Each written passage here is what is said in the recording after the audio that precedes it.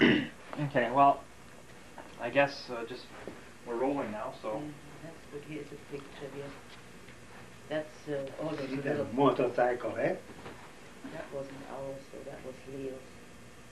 Look at Dad used to take care of his hair to see we were by the ocean, and he Yeah, put a hair. hairnet over. Oh, really? To keep the wind from blowing it. And now he used to put a hairnet on. You look like a Latino guy. That's what. Yeah, because Gangsta.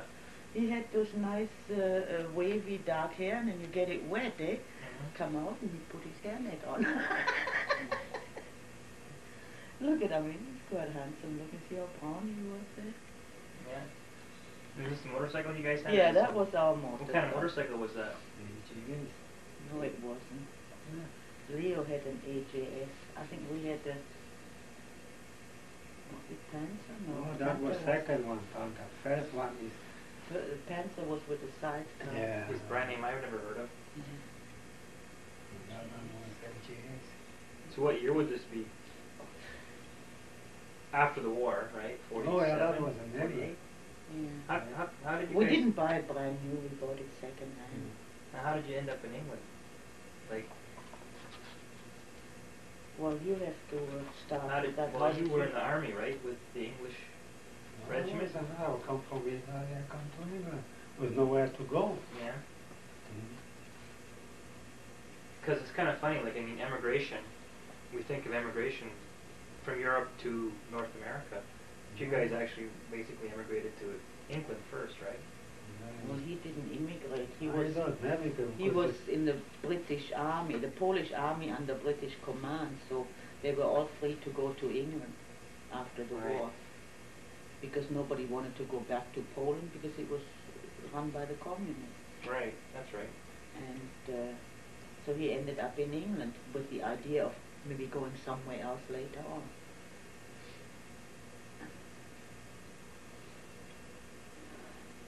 Yeah, that was the long story because you see England support, they give us uniform even in Soviet Union, there was Uzbekistan. They give us the uniform and after we was lucky good enough, you see, past the Caspian Sea to Iran. And from Iran, you see, landed up in Palestine. And today is the Israel, they said, of Palestine. Was a British under British rule. You see, and there you see I was fed, you know, and the train and go from one place to another, from Palestine to Iraq and back and all those, you know, Lebanon and Syria and so on, you see. And then you see going after through the Suez Canal, you see up. That was come on 43, I was already on 42. And 43, you see, I landed in Italy. And there was, you know, whatever, come back to England in 1946 from Italy. So you were in Italy for the longest, like in terms of station and posting? Oh. You were in Italy the longest? Longest. What, 2 years? Well, he was in Italy, there was big battles going on. Oh, yeah. The You Germans see, that was, I landed, was in a 43, you see, 44, you see that. You see, was standing on those mountains, you see, and after was the casino. You did then. Monte Cassino, in case somebody thinks casino, Yeah. we were in a casino. No. Yeah, this is all time for gambling. Playing slot Yeah. machine. And then going all Adriatic, you see up, you know, past the Ancona, the line got, then last one you see that was in the 45, you know, was the Bologna, see, the work was finished. After I was watching the prison camp, you know, transport the prisoners from Italy to Germany, standing stationed on Rimini. And from there, was nowhere to go, nobody wants that, you see that. Because you did, like Mom said, you didn't want to go to a communist country? No, if you was go there, we'll send you back to the Soviet Union, because I was there already once. Right. Because it's that part of Poland where Dad came from. The Ukrainians had taken it over, now the Russians had taken it. So if he had gone to Poland, Yeah, to to where he came from, it wasn't Poland anymore. Right. And then we didn't have no papers, nothing. No passport. Nothing, just the army papers, that what was left. But So the, when you, okay. sorry, but the Brits were good to you. They took you in and you had the run of the country. You were free to go. Well, that's what I was going to yeah, ask you. yeah. Were you embraced when you came to England? Like, I mean, when Oh, you yeah. fought the war? Oh, after the war, you see, we came, you see, we leave all those heavy equipment in Italy, you see, on the, making big cemeteries, you know. We just, with the rifle on the back, we came to England like a soldiers, you see. And they treat us, give us the donuts, you know, a cup of tea. Well, Donuts, and it still never made you fat. oh yeah. Well, you see, and there in England in those days, you see, they was hungry too, you know. Yeah, they were everyone was Yeah, up there for was rations. everything in Russia, Yeah, but, and but you see, there was, you know, but they feed us what there was, you see, if you get the little clubs, you know, they call it, you see, like a hamburger was just a tiny one, you see. they one weren't bite. big meat eaters because Yeah, people were. there was not some much people to eat in England. I loved country, England. country was finished. And over there too, you see, was cleaning the polygons, you see, where there was explosive and this and that, going with that, you know, The metal detector. metal detector, you see. Then you see, I work on a farm, you see, work my ass off there. This is in England? Oh yeah. Did you, like, did you stay in the armed services for a few years while you were in England, or did you just No, you get see, there is discharged? still, if you were still in the uniform, you see, they sent You were not demobilized until 1948. Yeah. I've got that in your Yeah. paper. Well, because I know there's some pictures here, I Yeah. think, that Yeah. there's If Dad I in his was army. Yeah, and it working was in on the- England. on And the he's in- farm, it looks you like see. it's This is England. in Italy. This is already peacetime, I think. No, this is in Rimini. You told me one. Yeah. Dad said that this gentleman That's passed one away. too. That was, I guess he was killed. Yeah, could be. Oh, that's not Um, bad. You see, there's a I think this was done in England, wasn't it? Because there's Oh, some, yeah, some of that- them mixed yeah. up. He Yeah. doesn't have too many pictures. This is Italy. I think this is a great picture here. Oh, that was, yeah. I don't know, what was the stick? What Yeah. is that supposed to be? That Walter? helps you to climb the mountains. What was that part of your uniform though? No, not a part of uniform, but you see, you want those Yeah, but I mountains- mean, yeah. did you just go outside and pick this twig up and have your picture Oh, taken you can- with it? No, I don't know how that happened, but that it is. It's a walking stick. Yeah, the walking stick. Look at how suntanned he is. there. Yeah. It's so dark. This picture ended up upside down. Yeah, they used to keep coming out and I stapled them in and look at that. I didn't take a look. Yeah, up here we was going preparing Yes, to for that. Look at him here. What is this? Is this a What small kind of tank? What is Yeah, that? that's carriers. You see. We used to pull the cannon with it. And you had some kind of a gun that you had to operate, eh? You were like carrying the shells? Oh, yes, no, it was, yes, the call was, that is, if you got the infantry, you see, whole battalion, and every battalion that I got a special company, you see, there is mortar, there is the anti-tank guns, you see, and whatever. Well, which one were you then? And those, Yeah, well, is that Yeah. an anti-tank gun or? anti-tank gun is not there, you see, that is. Well, what was this That, then? you pull the cannon with that. Oh, you pulled the cannon. Yeah. Oh, this was done in England, see, but he's still in his uniform. I know he still had his uniform when I met him. We should have kept that uniform. Throw it out. Well, He probably would still fit in it. probably. Maybe the pants he couldn't close because of his body. Oh, yeah, that's the time when we can. Look at this. You will laugh. This is a picnic. Now they were best friends, and she comes from the same place as me, and we went to England together. Eh? We Mhm. met these guys the following week at a dance. But this was our picnic, and you know, this is some kind of, we bought this record player. It's one of those a portable one that you had to Oh, hold yeah. up like that. Jeez. Yeah, now you have a little ghetto Yeah, blaster, and, right? oh, we had a blanket, and so we had Oh, yeah. a picnic with music. And there were some other people there. She's in Hamilton, Twagic. Have you heard of Yeah, Twagic? I've heard of Well, that. that's Mrs. Twagic, but that's not him. She had another boyfriend there. And so it must have been Leo that took this picture. So, anyway. Hammond's. That's in Ilford. It's like a grocery department store. Looks like. Optical service. Oh, optical it says service, there, yeah. yeah. And Dad was carrying my bag for me all the time. See, that was Wow. coming there. Look at what a full head of hair he had there. Yeah. Nice. Yeah, that was Dad and I in front of our first home. That was after we got married, eh? Mm-hmm. See, they're all mixed up. Yeah, no, you just. Yeah, I know, because I just went.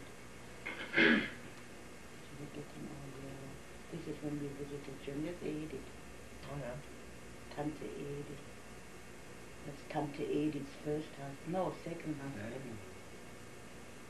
So look at those valley on the hair. Yeah, that's me. What's that?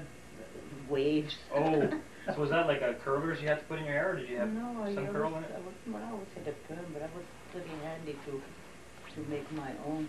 Yeah. That's good. And look at here where Dad's hand is. My boob. Not on mine, but on hers. Free feel. Yeah. And that was, that was, yeah. See, that's before we had Peter. There's Leo and Inge again, the one at the picnic on the blanket with that portable Mhm. thing. See, they lived in the town just on the other side of London. That was their motorcycle, so they came to visit sometime. Oh, there they are, see. We were pretty good friends. Inge died in 1963. She had a heart condition.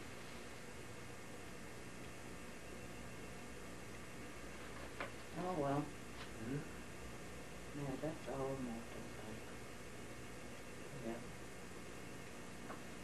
Did it have a sidecar too, or you Not just this rode, one, you just rode on no. the back? Oh, we- I rode on the back.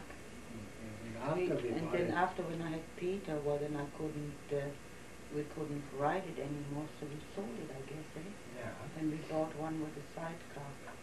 And we don't have pictures of that one with the sidecar. You know who looks out of the window up here? That's Erna. Remember Oh yeah, Erna? from Orangeville. Orangeville, yeah. Do you remember Gudrun? Yeah. There's Gudrun. Yeah, she's younger than you, right? Yeah, 10 years. So if she was 12, 22, it could be. I had Peter when I was 23. So it must have been the year before that. There's my granny, my beloved grandma. How old did she have been there? Oh, she was 52. Not that old, 62. So this is back in Germany? You visited Yeah, we Germany? visited. That's my mother. And then Anna was back in Germany, so we visited her. And she was expecting her daughter, and she didn't want to be in the picture, so she said, "Oh, I'll go upstairs and look out the window." Yeah. So that's what she did.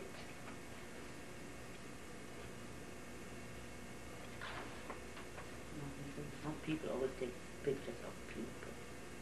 I don't do that anymore. Just scenery? Oh yeah, maybe have the person in the front and Yeah. have the whole scenery behind just to prove that you were there and it's not a postcard. What lot? Do you know what this Oh, is? that was in Southend in England. Because it looks like water there, right? It's kind Yeah. of a bridge or... Well, no, that was the sea, what they call those That's things. just a sea barrier? No, oh my goodness, what they call those things. It's full of amusement. Look, see, there's people Oh, pier walking on there. It's a And pier like with a pier, but it goes way out, and at the amusement end park. they have like a. See, this is at the end of it, and people are fishing, or you can sit in a deck chair.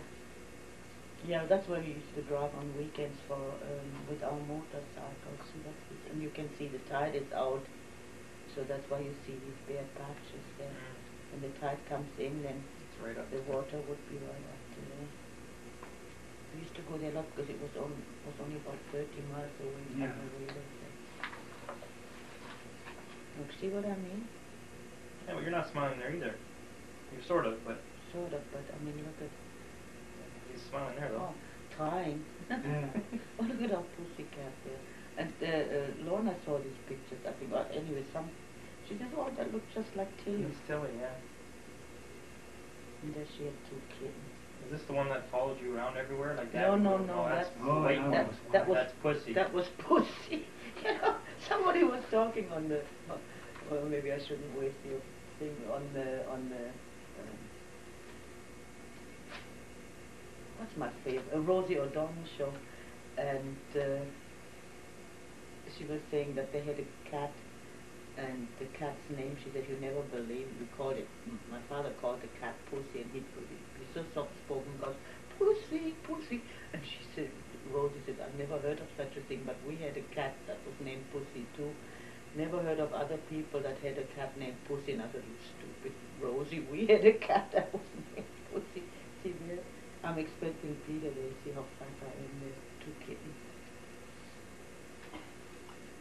Pussy, I don't think I have any pictures of Pussy. How come we have no pictures of Pussy? Oh, there. That was a lovely cat. This is like a rock beach, eh? Like Yeah. that. Oh, we went on the beach. That's Peter, eh? Yeah. Yeah. Wow. It looks like little John F. K. Jr. there with his Well, he looked- at that funeral, and you know that Kennedy. oh yeah, And yeah, that's yeah, what he the looks little like. coat, yeah. That little 3-button See coat. there, look.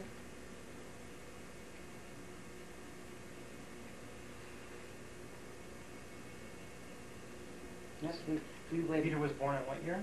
53. 53. Wow, he's looking at the. Funny that we went there with our motorcycle and the sidecar. So it's strange that we don't have a picture of us with the motorcycle. Probably wasn't such a That big was on deal the anymore. at the same time there. We went to Of course, you never had to wear a helmet either, right? No. Oh, I did. You did. Yeah. No, you did. It was Yeah. not. I had a helmet. Special hat for the motorcycle. Yeah, a Or like a hat. leather. A something. leather thing like to protect his But ears. that was quite hot, like a policeman car. Hat. But it wasn't necessary to wear. Yeah, it wasn't a lot. See this Ronka? Yeah, I recognized it when I went through the first time. Oh, you already went Yeah. through that. Look at the wind is blowing, I guess. Here, let's Peter too. There's my grandmother and my mother. That's And Peter. And there's Edith. And that was in England too. She came over to England.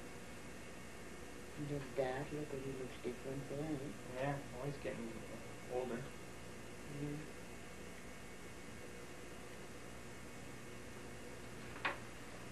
Oh, he'll be in Canada now.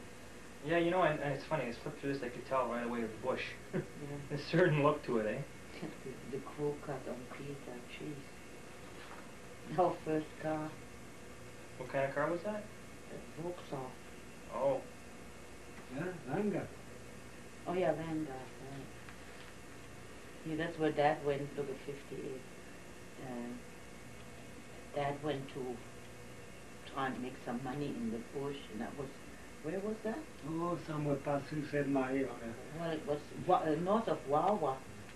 And That's where he got in a screwed. tent, yeah, and then they said they owed him money because he ate too much. yeah, that looks like me a lot, that picture, I Is think. that right? I think it does. And he had this, and he came home and Peter says, oh, The beard? I'm stuck like that.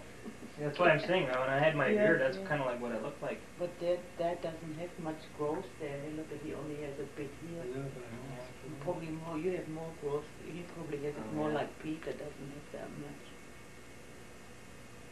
Oh, that's at the Galleys camp. Yeah. Smoking a cigar. Look. Innocent times. I learned to drive in this car. If you learn to drive in a vehicle like that, you're good to drive a tank. Oh, jeez. God almighty. You still have those skis too, Dad, don't you? I've seen them downstairs. Well, they used to be downstairs, yeah. I think so. I think maybe we threw them out. Yeah. I cleaned off the crawl space last summer. Real Yeah. boot. Yeah, that was at George Johnston's camp, actually. You know George Johnson. Yeah, I did know him. Yeah, well. Oh yeah, he gave you $1 for your birthday. They came That's here right, for that's dinner. right, yeah, he gave me They $1. came here for dinner, and I said, oh, it's Michael's birthday today, so he gave you $1. Yeah, that was his rowboat. No, that was in Sault Ste. Marie by the locks there. That was in our backyard. And that's it. But I got lots more pictures. So how did you end up in England? So, well, ended up in England. Well, you know, the times were bad in Germany. Yeah. And some girls were going over to England. They needed girls to work in hospitals in England. And somebody I knew had gone over. He had to be 18. She had gone over and wrote home glowingly. She liked it, lots to eat, and really quite nice and all that. And she made some money. She can buy herself some clothes. And in those days we couldn't buy anything. This was 47. You wouldn't have had nothing. Yeah, and no work really, like because they hadn't started to rebuild the country yet. And so I signed up to go, and that's where I met Inge. She had signed up to go too, so we ended up by going together, but I had to wait till I was 18. Inge was a year and a half older than I, and we had to pass a strict physical, and they weren't going to take her because she had a heart condition. She had rheumatic fever as a child, and it affects the heart, which it did because she died in 1963 when we were, 33? She was 34, 35 years old. Anyway, but she BS'd her way through it, so she went. So we stuck together, like, you know, there was maybe on that same train that we went to, the transport that we went to, there were about at least maybe 30 or 35 others, but we made sure that we stick together. So yeah, the jobs were, who wants to go to this and such a place? We want one person for such and such a place, like an auction. And we were waiting at the end, we want to stay where they needed to. And then came the domestics, like to be a maid in somebody's house. I didn't want that. But so we found this place in a working in a hostel. Like it was the British servicemen were coming back from the war, and they were retraining them. Some of them had a leg shot off and that, and they were retraining them, and they had a school there for the retraining center, and they had to accommodate them, like room and board and beds and all this, and there was a big canteen where they ate and all this, so that's where we ended up. And it was wonderful. We thought we came from hell. Well, I thought I came from hell to heaven. It was absolute heaven. Now, I want to ask you a question. Like, I mean, now Britain and Germany were enemies during the war. Yeah. Did you have any, like racism? I don't know yeah, if racism is the right term, okay. but... This is very interesting question. Because I think the wounds were so fresh, you know, I mean, on the British side. And the Germans, I mean, we lost the war, so what wound could I have against the British? And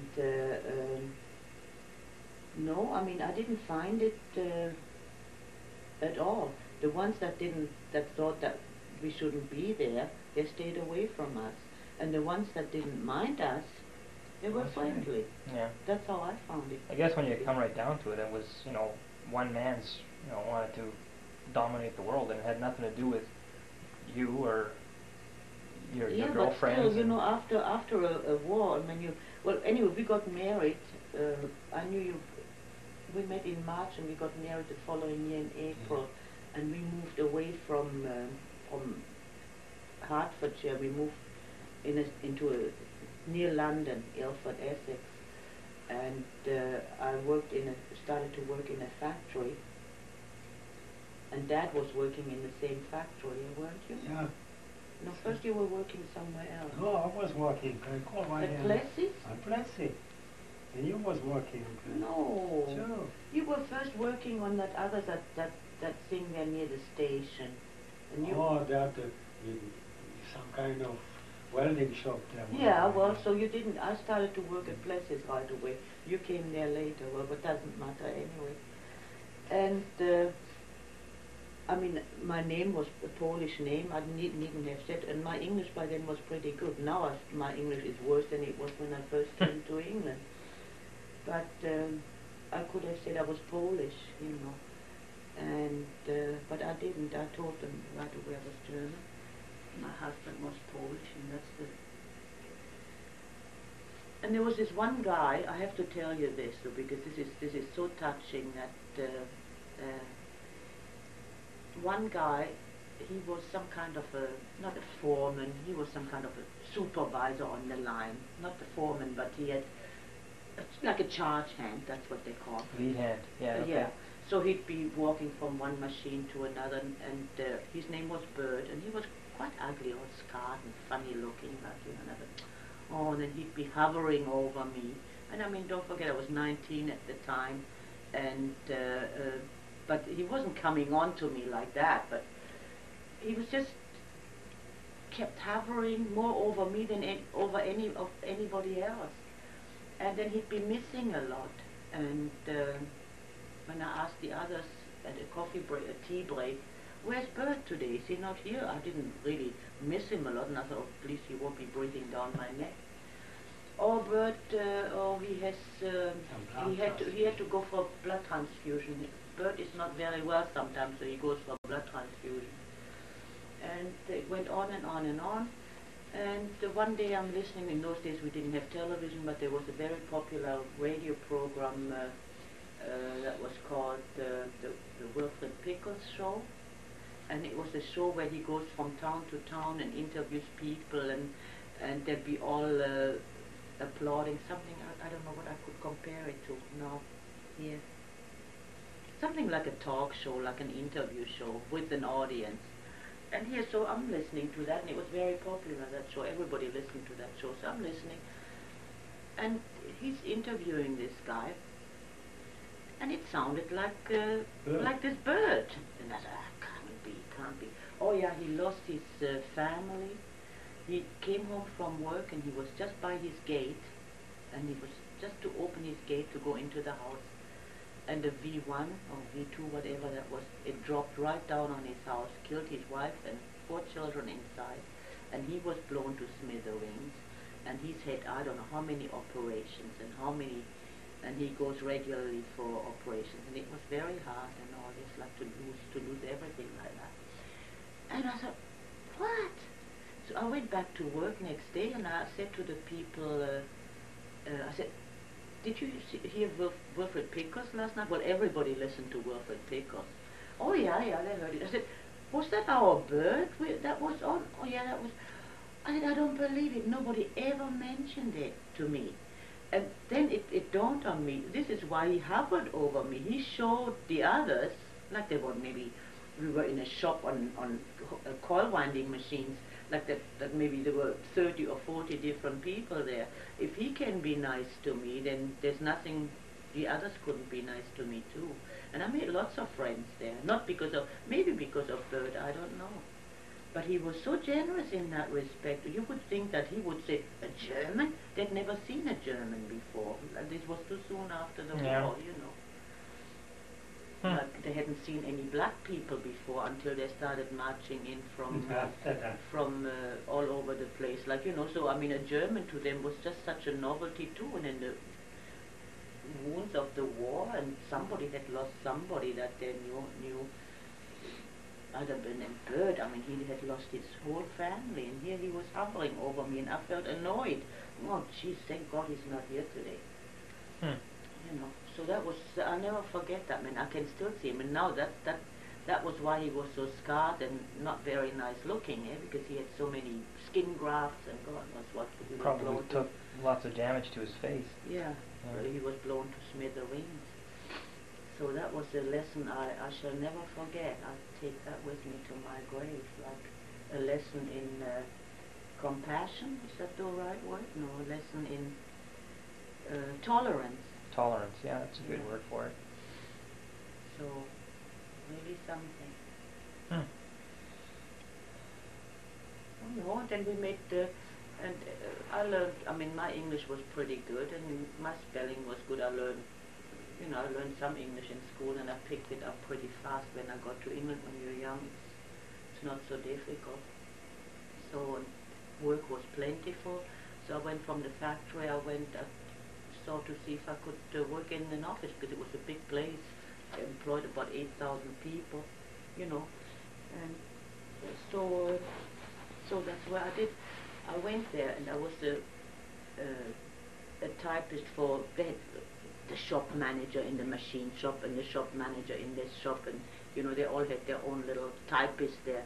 And then he'd be interviewing somebody else, and they'd come to the office there to be interviewed. And I remember Elsie, if you hear me talk about Elsie, she came for an interview, and she was so nervous, and I could see our offices were just glass partitions like that. And I said to her, so I went in there, tried to make her feel at ease. And she told me after, she said she's never forgotten that because she was so nervous. She hadn't worked in so many years, and she wanted the job desperately. But I mean, there wasn't high unemployment, so it was likely that she would get the job anyway. But so we made lots of friends, and our neighbors were nice. You know, they didn't come there. Oh, how are you? Took a few months, and then once you make friends with them, you're friends forever. And we're still in touch with people from England. I loved it. I mean, I'd go back in an eye blink, and I'm sorry we ever left it. Well, that's why I wanted to ask you that question. Yeah. What made you come to Canada, and specifically Sudbury of all places? I mean, like knowing the history that I know, I mean, a lot of relatives stayed in England, on the Paleco side anyway, Yeah. but I mean, Auntie Rumka, Uncle Joe came to Canada, they settled in Hamilton. Yeah. Lots of people settled in Hamilton, but you guys came to Sudbury. Well, Dad was here before the others, so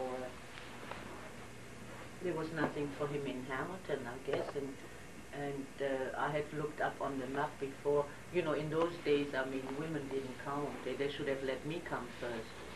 That's what I would have liked to be. I should have come here first because I said, check out the school, what kind of education system they have, what kind of health care they have. Like we had all that in England, you know. But I mean, I would have been back in no time, because I mean, we were better off there in our position than we would have been here, which was true. It was such a struggle. No insurance, no health care. I mean, our OHIP was unheard of. No work, and so when you got sick or you had to go to the dentist, you had to buy medicine. I mean, you had to pay everything out of your own pocket, even the hospital. Peter had a ruptured appendix when he was 5 years old. You think there was insurance? There was no insurance, and you know, they talk about the States. They wouldn't have taken him in either. We had to show that, you know, our life savings was there, that we had some money that can be paid, otherwise he would have died on the doorstep at St. Joseph's Hospital. That's the old St. Joseph's Hospital, not the general. It wasn't there then. Or was it? Yeah, it was there already. Yeah, but it would have been pretty small. St. Joseph's General Hospital was the same size as it is now. No, they've added some stuff though.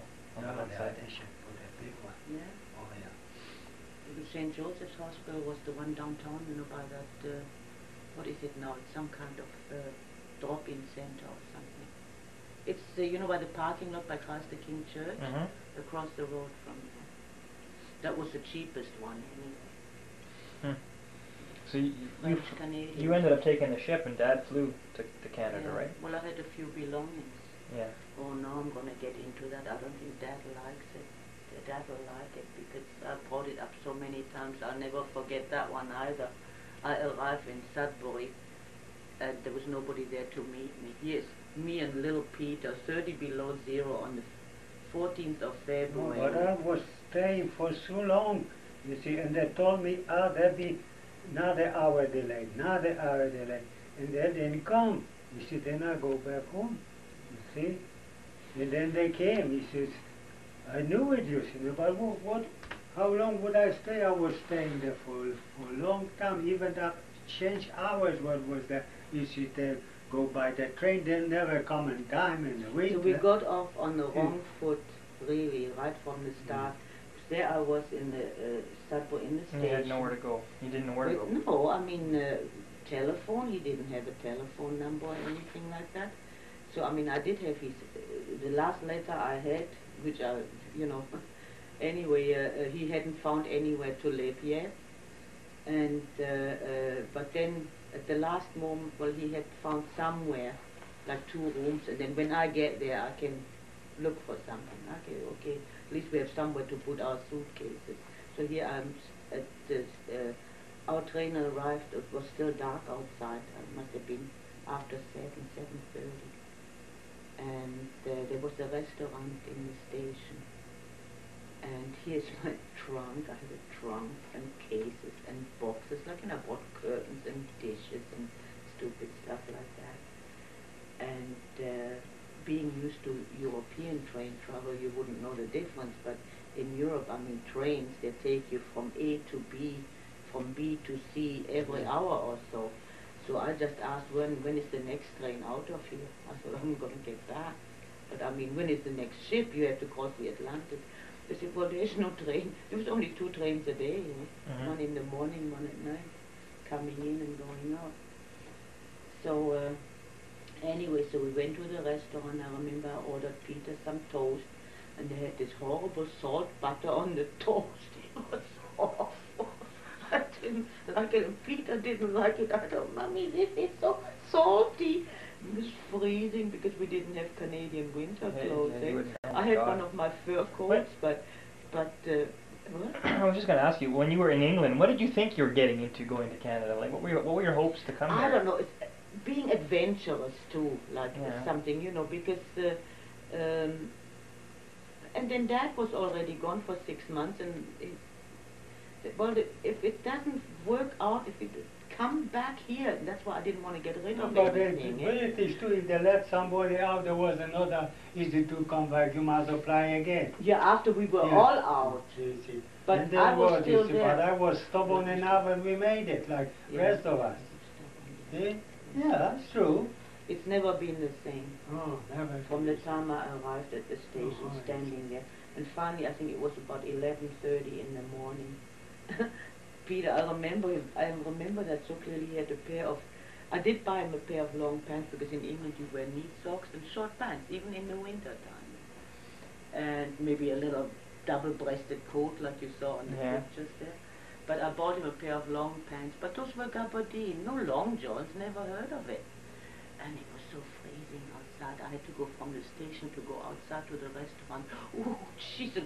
Can you imagine that gabardine that would just hit his legs like that? It was really cold that day. And the first time I went out, oh my God, I could feel like icicles in my nose. And I said, oh my God. And by the arena, I could see the Sudbury Arena and the Lido Hotel there. And I thought, oh, nobody there. So I'm going to wait. He might be late. He'll show up. He didn't show up. So then I took a taxi and gave him the address, and I knocked on the door and they said, no, he doesn't live here. But it was some ramshackle house there. There's 2 rooms here, 2 rooms there, 3 rooms there. Nobody knows who lives where, like, you know. That was about the morning, 7 o'clock. Okay. No, I didn't. Yes. So the reason why we're in Sudbury and our family's in Sudbury is because Dad came here first and he ended up in Sudbury somehow. Well, because I mean, Because there was you could make it a few dollars here, a few dollars there. You don't need to spend what you have any saving, you see. But down south you couldn't do that. Was no work. So you flew from England to where? To Toronto or Montreal? Toronto. So how long of a flight was that? He stayed with Anna for 2 weeks. Flying? Yeah.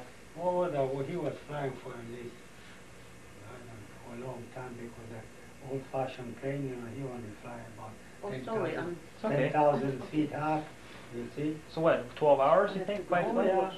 Yeah. 12 or 13 hours, flew to New York and from New York to Toronto. See? And they brought a little boy with me, too. Anna's son. Yeah. Yeah, oh yeah. You see, and then in Toronto, you see, was staying with Erna and Dushan, you see, but you see, you're going to that unemployment of the queues around the block and nowhere to be. You see, went to Hamilton, the same thing. You see, there was no, and I took the bus. They take me 9 hours from Toronto to Sudbury. You see, but there was even gravel road. You see, come to Sudbury, you see, and then in Sudbury you couldn't find a room. Because you didn't work for Inco, nobody wants you. Eh? Mhm. You see, but I landed somewhere in Notre Dame, you know, and one lady rented me a room that was just a small room. You could stretch hands like that, you touch the walls. You see, but it was room anyway. Okay, and then,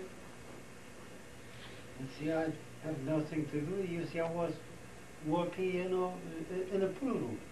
You see, they make few dollars. You see. Mhm. If that way, they keep me going. You see, then I start after work for foundation in Lavac. Yeah, it was in the 58. Now, to work out in Lavac, how would you get out there? No, it was Buses? No, there was a camp there. Oh, so you live out there. Yes, you live there. Eh? You see, and then when they applied, you see, then mom can come in. You see, then she come in. You see, and then that's where I found that.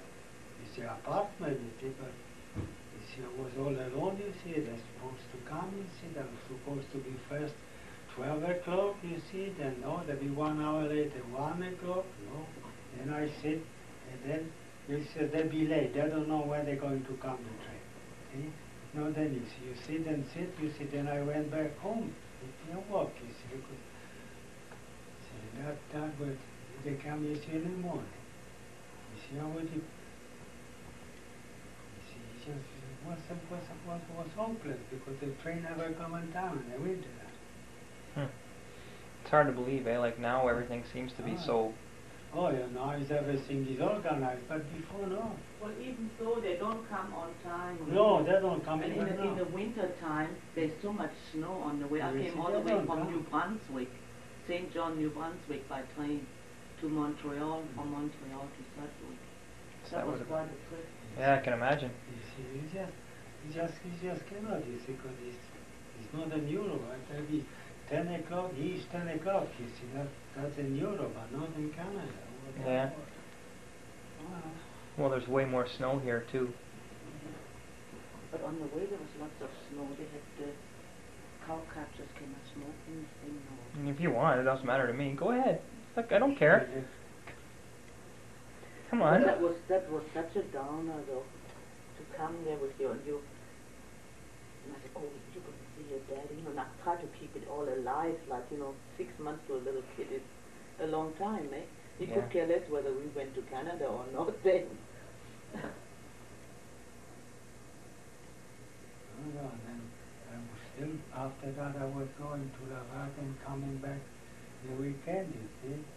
And then after the job was finished, and I started looking for something else, that I was working, here, there, in Greenspoon, all over the place, just keep alive.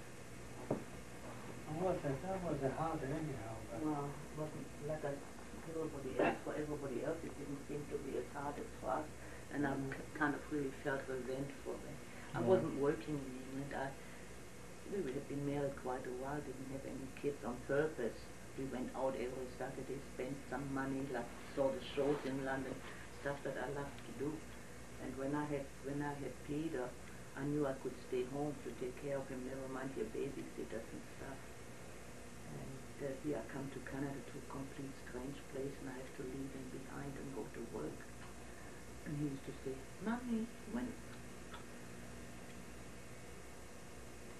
He had this English accent, he could speak so early, and he was like a little lord, dressed so nice. The kids used to make fun of him. I had to dress him like a Canadian in a hurry. Because he gets beat up. Peter, because we said, I didn't say Peter, I said Peter. Peter. Well, I don't know, I like the English sounding word. And then Peter, and she's wearing his little white shirts and suit jacket. My God. But, and like a little Lord Fauntleroy, and he said, Mommy, when are we going home? He thought we were just there for a visit, and after a week, that was long enough in that squalor. We lived in a bloody 2-room basement apartment. There was no room to swing a cat. Oh, I arrived on the 14th or 15th of February here in Sudbury, and I started working on the 1st of March. Didn't know a soul. Yeah. See, I guess from my childhood, like I don't remember, like No, we were by then already we pretty were well established. Yeah. I know we But had see- moved a couple times when I was 3 or 4. Yeah, to But- Hamilton and back. But see, with Peter, some of that rubbed off on him because I mean, I was so depressed coming here. I mean, I had a good job, and I think that saved my sanity, if it ever did save my sanity. I worked with lovely people, and they were all from out of town, and they liked new immigrants, and that was encouraged. And like Pat Gillis, my supervisor, said, "Oh, this is immigration is so good for Canada. That's what they should have opened the doors years ago. Like that's how the United States was built, and all this." And I thought, "Oh, how nice!" And I mean, and I did a good job, and I used to praise me, or he used to, "Oh, Helga, you did such a good job. Don't work so hard." I didn't think I was working hard, but I guess maybe the others didn't work as hard as me. Maybe. That, so I thought, to get praised like that, I mean, I never got that anywhere else. So but my loyalties were divided 50-50. I used to run home in my lunch hour to see how Peter was. So where's Peter? "Oh, I don't know." So the babysitter. I go running around, there he is, over the creek. They had an old iron bridge, and there he was, on that iron bridge, there in the girders, climbing across, and I thought, "Oh my God." I mean, anything could have happened.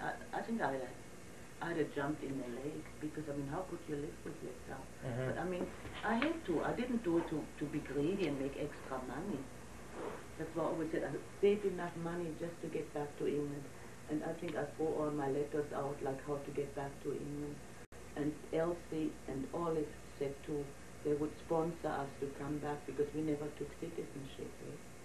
Yeah, so once you're out, you And have a you're hard time out, getting back in. but I mean, we had a good reputation, so it probably would have been all right. And work then was still plentiful, Yeah. and we had to at least get. And Peter was born there, so that was a plus. So show them that you have somewhere to live, and there would 2 families would have helped us out. So, but then I mean, you're not going to stay in their houses. They all had nice homes and just temporary, and then we needed enough money to put a down payment on a house to get a place of our own. So you didn't end up going back, obviously. No, so we by the time we saved $3,000, boy, that was a lot of money in those days. And so we put it down on that house on Van Horn Street and bought the house. By then, Peter was already started school, and but those years, I don't wish them on anybody else. I was always homesick for England, and I still am. So those hard times, would that have delayed you guys having me? Or would that have been part of the... Yeah. Yeah. Well, I mean, it was not that. First I thought, well, in England, we thought, well, okay, you said before, what made you want to come to Canada? In 1952, there was the Korean War started. And, Oh, yes. Europe, I mean, in England, they hadn't rebuilt yet. There wasn't that much damage. But Germany was on the verge of rebuilding. In England, all the V1s that destroyed some of the buildings, they hadn't barely cleaned up the rubble. Here's another world war coming. It looks Maybe, like yeah. it's going to be. And then the atom bomb was out. We were all scared. It was all too fresh. And here I had a child. No, did I have it? No, I didn't have a child yet. Peter wasn't born yet. That was 52, I think, when the Korean War. Yeah, 51? 52. 51, 52. We Yeah, fell off. then It was- after the Korean, after Suez come out, Yeah. and it was all going and going. And then you see in England you see labor unrest and strikes, you see. And then, But at least you were always working in England. I know. You yeah. were not put through such indignities like to be unemployed. To me, that was so undignified, like to boot a guy in the ass on Christmas Eve. Don't bother coming back I mean, geez. See, they can't do that today. But in those days, they didn't have anything. This was like a hooligans country. They had no health care, no. Well, I don't know if there was welfare or not. Not that I would rather die in the streets. They never collected But, any of welfare. No? But there wasn't. I don't think there even was anything like that. But I mean, you work, you get paid. if you don't work, you don't get nothing. I don't know. I don't know how people live there. And if somebody is If sick, you was work and you have to stand and you go into the unemployment, you must go there queuing, you see, and you get, like married man got $36. See? That's all, but you must be there to collect it, see? And if looking for a job, you must be always there on the unemployment office, dressed up for work, you see, and you will sit all day, you will never get it, you see? But you were there, you could have it account, you see. I never told them that at work, like, because I got friendly with the, I was working with 5 guys and me, but then I got to know the wives, you know, George Johnson and his wife Kate. Mhm. I mean, we were still friendly with them until she died. And so they were all new in town too. But so I thought, well, she said, they don't have to know that he got the boot on Christmas Eve, like, you know, I mean, but I mean, I go to work, they're heartbroken sometimes and try not to let on. And then they tried to help too, because when I did mention it sometimes, George Johnson used to work at the Stelco plant in Sault Ste. Marie, and he, I remember that's how we ended up in Sault Ste. Marie when we saw the pictures, and to apply there. But see, I mean, I can't, I don't want that on tape.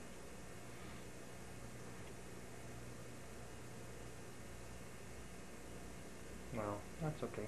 But so no, I really never really, and I still do sometimes. I think, well, this is all right. I don't want to live anywhere else now. Not, I mean, I wouldn't want to move to Florida and spend my time there or this. But if I had my time over again, I wouldn't have left England.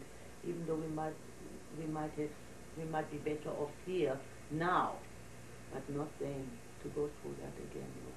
Because over there they had, you know, if Peter was sick and I took him to the doctor, and if he didn't like the medicine, I dumped it down the sink. Like, you know, we were so spoiled in those things until you don't have that anymore. Yeah. I remember I had a prescription and they wanted $16. I mean, my God, $16. I was making $60 a week working at this good job that I had. I mean, now $16 to pay out of that for a few pills. So I said, well, I was so shocked after I asked the pharmacist, are they made of gold? I said, jeez, never mind. I'm going to get better with some antibiotics. I said, never mind, I won't take them. I'll get better on my own, which I did anyway. So, but those things really hit you in the eye when it takes all that money. So we were, you know, it was a bad start, like starting from the down station. If there had been a train out, I would have taken it. No kidding. Okay, what about let's talk about like you show that picture there with that record player. I mean, Oh, yeah, like yeah. I mean, it's obviously an antique. I mean, Yeah, and for we me, should have it now, eh? well, yeah, it'd be worth a lot of money. But I mean, it's just funny that I mean, as we grow older, and me too. I mean, like I see technologies coming on the horizon that are exciting and yet a little bit frightening. Like I mean, was that like I mean, phones. I mean, now everybody's got phones, multiple phones in their houses.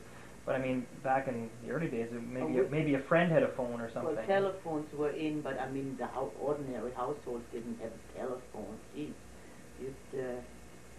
I don't know anybody that had a telephone. Elsie in England, she had a phone. And I said, oh, how well off they must be. Status They had symbol. a nice house too, and a telephone. But they never used it, because it was every time you use it, it cost extra. Yeah. But she still has the same When we number. was living on the Balfour Road, his neighbor next door, he Oh had yeah, a Mrs. Moon had a phone too. because he was sick, you see, he got some kind of asthma or whatever. The privileged people that are entitled to have a phone, that otherwise Anybody could have a Yeah. phone. You put your name down, privileged people. I mean, we needed other things more than a phone. And it wasn't that we were the only one without a phone.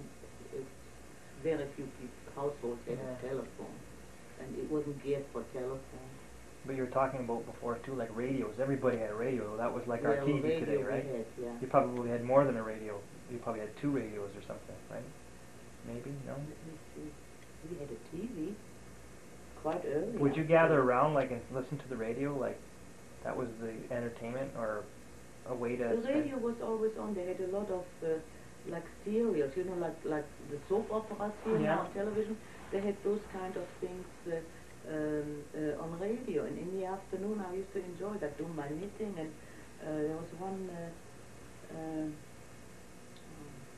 And after we came to Canada, I missed it, and I was wondering, I wonder how Mrs. Archer is doing, like, you know. One of the she- characters? And I wrote to the BBC, and they said, oh, there was a book out, and they sent me a book so I could catch up, you know. I was so thrilled, this kind of stuff. So we had, I think we only had one radio. I'm No, not one sure. radio. Yeah, but then we had a TV soon after, but then it was black and white, and it came on maybe at 4 o'clock in the afternoon and went off at 8. So we didn't, actually it wasn't bad, because you play with your children, you do other things. Yeah, before Peterborough, like you said, you guys went out to the movies, I guess. Yeah, and we to the, did, and the shows, plays like and stuff. we lived so close to London that I didn't miss. I had tickets where you had to buy tickets, and they were sold out for a year, but I would buy it, and I had a filing system so that every Saturday we had a show to go to in London. And that was like a West Broadway End. play type Yeah, deal? yeah. And you went to the movies too, lots? Oh yeah. That would have been a big thing, I Yeah. bet. It was Thursdays and Tuesday, whatever, whenever they changed the program, so we'd be at the movies. So if you went to a movie and most of the time it was probably, well, I guess it would be color by then.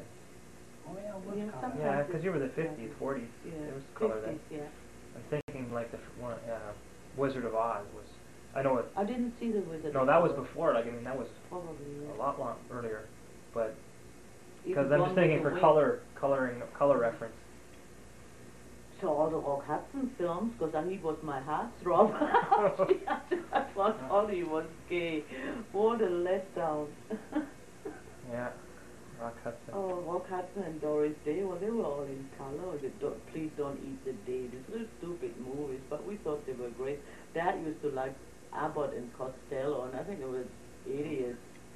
But we used to go, and they were in black and white. They were never in Oh, color. yeah, you see the one movie, the rest of it was the same. Yeah. Crazy Boy. Well, now, I mean, they're on the old comedy network. I Yeah. wouldn't waste 5 minutes But on it. did when you went to a movie, did they have like one of those newsreels? Did they always play Oh, yeah, newsreels? always played newsreels, and that's That why was we like a did it. trailer, like they have a movie now, they show you, they give you, well, what's coming up Well, in the they next would while. show you the trailers too, Oh, like yeah? the previews, but they always had a newsreel, because in those days most people didn't have a television to get the news in pictures. Right. And so on the newsreel, Pathé News, I remember, a rooster crowing there, remember? Oh yeah. And then you talk, I don't know how long that would last, maybe 10 minutes, 15 minutes, and you get all the latest in the world, like, you know. You remember those 3D movie come ones? Oh, the 3Ds, There was yeah. only one place where they can show the need to be some kind of round up theater like that. You can see, you sit right in the middle, you see that. Well, that wasn't 3D, that was something else. That was something like IMAX is today. Only it wasn't called IMAX. Panoramic, 360 degrees. Yeah, I think wasn't that it? was better than IMAX. Yeah, I've seen, well, Disneyland And had they one when we only went. had one in London, and we went to see that, and you really felt like you're in it. Yeah. Yeah, in Disneyland. Disneyland, I remember seeing Yeah. one. We were flying Yeah, over exactly. the mountains, and Yeah, if you looked behind you, you'd see the tail of the airplane, and everything was flying. Yeah, Quite so good. they had that quite early in London. I think maybe New Did it? York might have had Yeah. that too. So that was before we had Peter. That we went to see that, because I mean once we had Peter, we still went to the movies now and then. I mean I'd go and he babysit, or Dad go and I babysit. Like we couldn't go together anymore. Most people of that time though would probably go to the movies once a week, right? They would go. Like that would Oh be, yeah, that's Oh, yeah, because that was where you caught up a lot on Oh, new yeah, news and. yeah. And then we used to go to dances. We had social things like from work, from the plastic company there. They had a social club, being such a big place, like I said before, it employed about 8,000 people. And they had a social club, so every Saturday there was something going on at the club. And we could walk to everything. We lived so central, we didn't have a car. Now, when where did you said you lived just outside of London? Where was that Yeah, again? Ilford. right on the Ilford Essex, right on the border of metropolitan London. So to get to London for these shows or whatever would be what, train ride or subway or Yeah. Subway. yeah. You had an electric train and you had the subway or the bus, and the bus would take too long because too much traffic Traffic. in London. But on the subway it would take us about 20 minutes and we'd be right in the West End. Oh, I knew that West End like the hand of when we were in London in '95. I still remembered all the stations and that, but some of the buildings, and I think, oh yeah, I know we have to head north. You kind of No, that forget really it. changed. It's Nothing has changed. They didn't tear down any of those old No. majestic buildings. But even that street where we was living, it was a nice fence, You always screaming, now there's everything gone. Nothing. Yeah, well, because people have cars now. We had So they used to the widen the house road. that we lived in had a little wall in the front with a gate, and behind the wall it had a hedge growing on it. And well, that is all gone because the people that live there now have 2 cars, and they have to park their cars somewhere. So they pulled that down, but nothing has changed. Yeah. You know.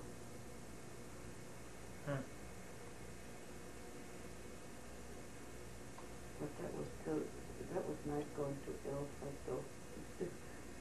Well, you said, oh, what is that here? Is that a supermarket or something? A grocery store where Dad is holding my bag. So I went back to that town.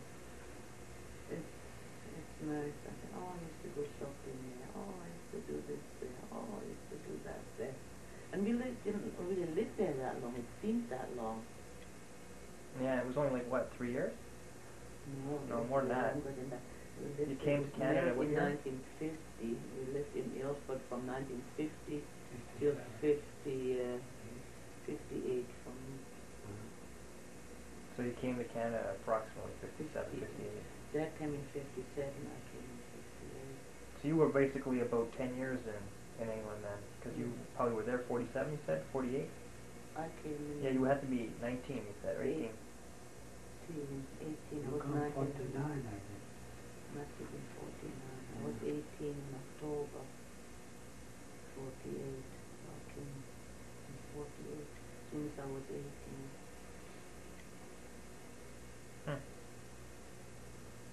That's good. This is good. I think we're pretty well done on one tape. But all the people in England that we used to know, like Elsie is still alive, and I have a letter from her at Christmas, and you should see that letter. She has been very ill. She was hospitalized. You want to shut No, it go off? ahead. And I thought, oh my goodness, she's not going to make it. But then she's out of the hospital, living in her own home, and she wrote me a 4-page letter, and not a mistake in it, in her handwriting, so nice and neat like always. And she had her 80th birthday when we were, not the last one, we were then 85, that was 80th. When I was there the time before, she just had her 80th. So she must be pushing 90, you know. Her husband died some time ago. It was so funny. He didn't remember me anymore. And you saw him when you were there? Not this time, he was dead already, but the time before when I went alone, oh, that was 12 years ago, 12, 13 years ago. Yeah, I went alone then. He was still alive, and I had gotten off the subway one station, on the electric train, one station sooner than I should have. And I thought, I know it's here, and I'm marching around the neighborhood there. Finally I had to ask somebody, where is Artwell Avenue? So then I realized I got off one stop too soon. And when I knocked at the door, and she opened the door, and, oh, she said, Hilda! They called you Hilda. Hilda! And then Ted, she says, do you know who this is? And Ted is looking at me, and oh, come on, Ted, this is our Hilda. See, they were quite a bit older than us, eh? Most of the time we had dinner with them on Oh Sunday. yeah, he was always company. It was nice people, nice neighbors. There were some nasty people there, I'm sure, but we just Oh, didn't yeah. meet them. They stayed away from us. We had a nice bunch, really. That's good. I don't know, I always feel, Feel what? well, sometimes I, say, oh, you're German. I feel like saying, I'm not German, I'm British. Because you're such loyalty to that place. Don't ask me why. I like the royal family. You go to Germany to visit and they'll run them down into the ground and I have to stand up for them. I said, no, I like them, shut up. Oh dear. No, I think it's all to do with that bird. You know, the story I told Yeah. earlier. It was such an experience, especially as I got older, that it never left me, to think such tolerance. I mean, anybody that had lost somebody in the war, that maybe hold a grudge forever. But this guy, I mean, here was his chance, the first German he ever met, probably, and to show the others what an example he was. Gee. And the British, they used to have a rule, is there, let you on that island, they treat you like everybody else. Oh, You're yeah, not supposed to be treated nice. insulted by nobody. Eh? Yeah. That was like that. Eh? Yeah. The police was nice, like they were always helpful too. Like, I don't know. I remember after I had Peter, I went to work when Dad was on holidays, and we had that motorbike with a sidecar, and he used to drive me there. It was a little bit, not that I could walk to, so he'd drive me there and drive me back and pick me up. And Peter be in the sidecar while he come and pick me up. And then about a week of this, and a policeman, did he knock at the door or did he give you a ticket? No, he took me there, you see, because that was about Oh, yeah, yeah. 50 feet, you see, to come back, and that was the one way, one-way you see. street, And and Dad I never used to know. going about 2 miles and you turn around, you see, now then I... But he never knew it was a one-way street. No, I And didn't I know didn't it. drive, so I didn't know. And then you see, and he stopped me, he was on the bicycle, you see, like English policeman, and I said, I said, I watched you here, you was going for a week. I said, thank you. And then you see, give me the ticket, you see, and I come. But after in the evening, you see 2 policemen come with in the car, knock on the door, you see, and told me, you see, I was decent looking chap, Just forget about it. Yeah. Told her, Turned out don't to do that take- again. He said, Like, I mean, it's just, The guy actually came back to your house. He knew where you lived, obviously, because you're licensed Yeah. or whatever. yeah.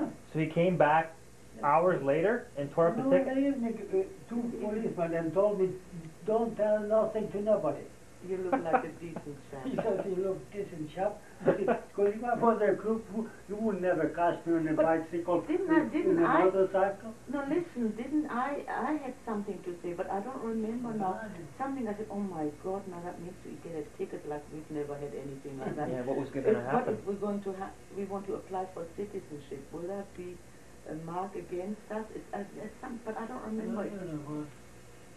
And He then, must have given you that ticket when you came in to pick me up and I was there. yeah, he gave me the And ticket on the road there. Yeah, and You I see? was there. And they come, you see, and they take that ticket and he says, you look, you see, decent chap, he said, we decided we liquidated that one. Don't tell nothing to nobody. Yeah, that's probably what happened. He went Thank and you told very his much. supervisor, and he said, once the ticket yeah. is written, it's written. Eh? Yeah. And they said, oh, they want to maybe be citizens and stuff. So then they came with this thing, tore it up. Oh, yeah. You look like a decent chap. Yeah, I mean, No, we have, my grandmother came one day too early to England, and we weren't to meet her at the station, so she was wandering around in London, and the police picked her up.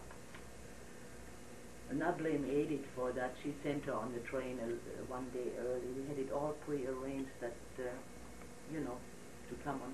Well, that's a long story. But anyway, so since we didn't have a telephone, knock on the door at 11 or 12 o'clock at midnight. Do you know Yes, that's my grandmother. Well, she's in Wembley at the police Which station. other side In of Wembley. Now, if she had been wandering, they brought her to the east end of London. Wouldn't have been as far. No, they brought her to the west end of London, like on the other side. I thought, oh my God. And I mean, the trains don't go all night, even in London. Maybe they do now. So we had to take a taxi and pick her up. My grandmother was unaware of that she was. Oh, she says they were so nice, and they were treated her like a. And she was yapping away in German. They didn't understand a word she was saying. But they managed to at least get, you know, Get I don't know. established where she had a little note on her where I must have written down What your address was. my address and in English in case I get lost. This is where I'm going, like you know. So since we didn't have a telephone, there came the police came to the car. Oh my. Hmm.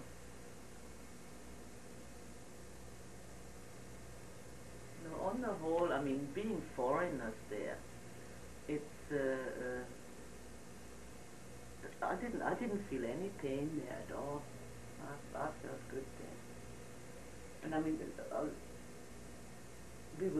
we had rationing still, but it was enough. Like you know, there was only certain things that were rationed, and but you could stretch your rations, and it was not that you had nothing to eat. No, there was enough. Like we always had a roast every weekend and cheaper cuts of meat during the week. Besides, we ate at work, you know, and then that saved our rations. In the work, you see a lot of And that was people that- subsidized. You know, you paid very little, a few pennies for your dinner. So I used to eat that in the canteen. I could go to the staff canteen because I was working in the office. Now that was discrimination. We had white tablecloths and we were being served our food, but the guys in the factory You lined up in a line. you know, and it was like buffet style. You just go and help yourself. So, but I mean, I always went with him. So you have different things, like it's just like a hospital lineup, you know. It cost a few pennies. You couldn't cook for that. So we always had our big meal of the day at lunchtime, and then in the evening we just had something light. So. No, there's lot of, in those days they do those, some fathers that took some cheese, these take it home for a kid, you see. Yeah. Oh yeah, because you see, for the working men they give it, you see, and the canteen was quite enough. You see. That's what they was selling, because otherwise they wouldn't get that much in their coupons, you see.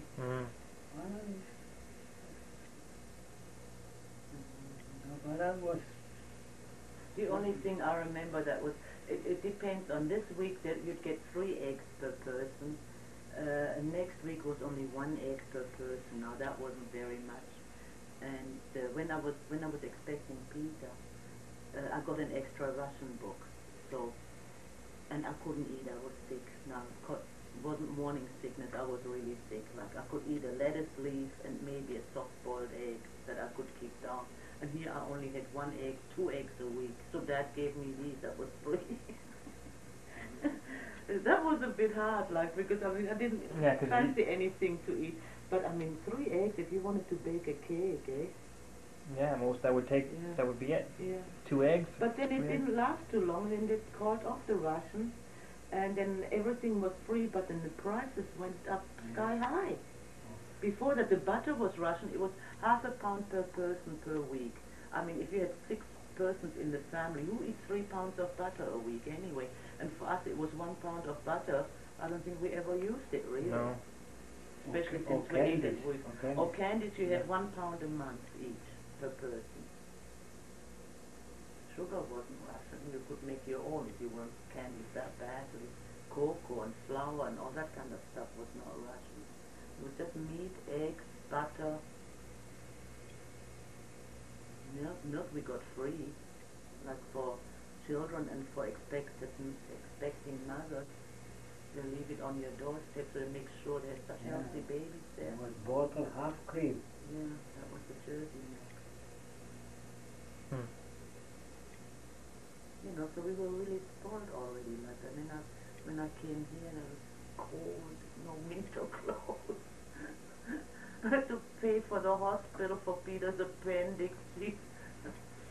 Oh dear, I remember when I was cleaning out the drawer a few years back, and I thought, oh, here's the St. Joseph's bill, St. Joseph Hospital, and it even showed a dressing, 25 cents, like in those days. Yeah.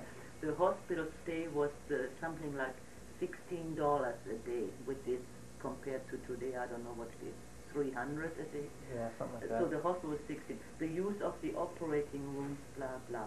But I remember so clearly the dressing, because they had to change his dressing A every few day. times, yeah. 25 cents. And then he had a tube inserted there. The tube, they had to change the tube. The tube was 50 cents or whatever. Jeez, and then it all added up, and I forget now what it was. Came to $600 and something, which was, but I mean, in those days you didn't think about the money. Your child comes first, but it just goes to show you. Yeah. And they didn't. Well, what did they do before? No wonder people died. People died, or maybe it was still a kinder, gentler time too. I don't know. Unfortunately, now everyone seems to think that the government's going to take care of them, Yeah, yeah. and it encourages people to be less self-sufficient than more self-sufficient. Because I mean, even with the cutbacks that they make in the hospitals, and that's still better than what they had when we first came, which isn't that long. I know, that's like, well, 30 years, Yeah. really. I think 30 Well, years, 40. OHIP's been in now, 35 maybe? 40 years we've been here. OHIP came in 1956. First we had OMSIP. They paid part of it. They paid the hospital, but they didn't pay the doctor in the office. And then everything that changes, then OHIP came. So something came in that was OMSIP, Ontario Medical Assistant. something plan. We changed to OHIP, but I'm not sure now exactly when.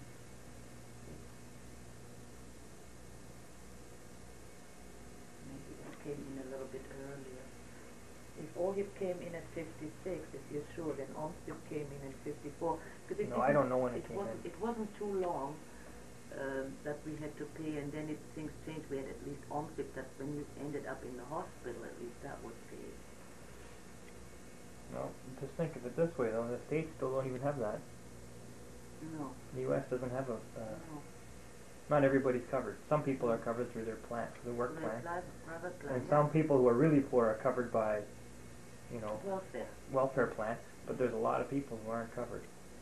Oh, then that It's kind of sad. That's not right. A country that rich, You know, but they should, I would like that, like we're covered, but we shouldn't be covered for frivolous things, for frivolous stuff. Like, you know, if we, how should I put that? covered for cosmetic purpose. Cosmetics is not covered. that's not covered. Like anything you can buy off the shelf without a prescription, that shouldn't be covered by the government. You shouldn't have to pay for that, I don't think. Yeah, but the way that works is sometimes those over-the-counter medications first come out, they're prescription medication because they're still a new drug. And as time goes on and they're proven effective and everything, it becomes over-the-counter. Yeah, you're right though. But then somebody It's cheaper to buy it though over-the-counter than it is through pharmacy because they charge you that pharmacy Yeah. fee. But then some people will abuse it no matter what. Yeah. I'm sure I abused it in England when we lived there, because you go to the doctor, you didn't need an appointment, you just, because like, I guess I had to do, now you make an appointment there too, that had to do because people didn't have telephone. The doctor's office be open every afternoon, you want to go then, oh my goodness, there's 6 people already sitting there, so you just have to wait your turn, you know. And then he'd give you a prescription, you go to the drugstore, and they fill it, it didn't cost a cent, you know, 3, 4 different things maybe, and then, or you didn't finish it, you dump it down the sink, because it didn't cost anything. Whereas now, when we pay for it, boy, I make sure I take every little last drop. They changed too, they're paying now too, and all that. No, but Yeah, they're paying a little fee. They have to pay. And then the dentist was free over there. Eyeglasses was free for children up to the age of 16. And it had to be standard glasses, nothing, standard frame, No fancy nothing stuff. fancy stuff. Which you can, why should it be? You know, gold frames, why should they have gold frames? Pay for them yourself if you want to be fancy. Oh, well. Okay, I think that's enough for today. Right, yeah. Oh, no.